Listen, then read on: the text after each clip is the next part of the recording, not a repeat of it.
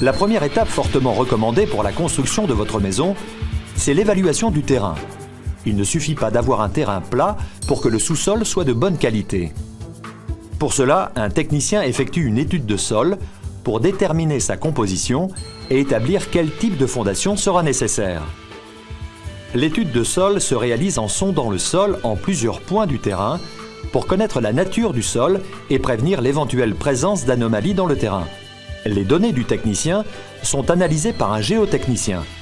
Nous saurons alors à quelle profondeur le sol est suffisamment porteur pour votre maison. Le bureau d'études armature peut alors concevoir votre solution armature LSA, composée d'une étude béton armé et de la prescription de toutes les armatures spécifiques à votre projet. Votre colis d'armature est livré directement sur le terrain, prêt à l'emploi pour les artisans maçons. On creuse ensuite les fouilles. Ce sont des tranchées d'une profondeur et d'une largeur adaptées à la nature du terrain pour recevoir les armatures de fondation. Les armatures de fondation sont positionnées sur le fond de fouille de manière à se recouvrir.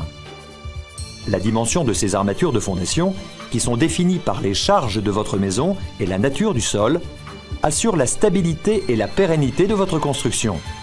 Des armatures de liaison rapide sont installées pour lier durablement les éléments de fondation entre eux. Les armatures sont également ligaturées entre elles pour une meilleure stabilité lorsque le béton sera coulé.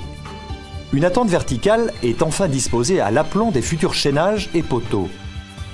Ces éléments servent à lier les armatures de fondation au reste des armatures de la maison.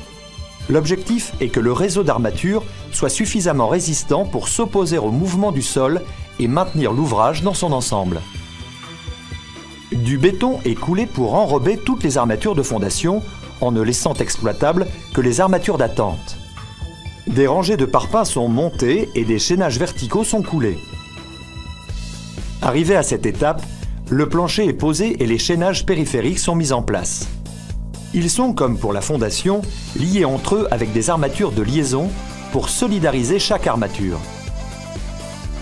Pour fixer le tout, on ligature solidement toutes les armatures ensemble avec du fil à ligaturer.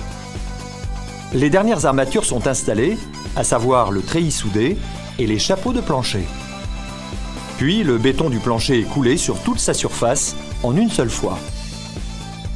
La première phase de votre construction est achevée. D'autres armatures, chaînages, poteaux, poutres, chevêtres sont par la suite disposées à chaque point stratégique de la maison lors de la...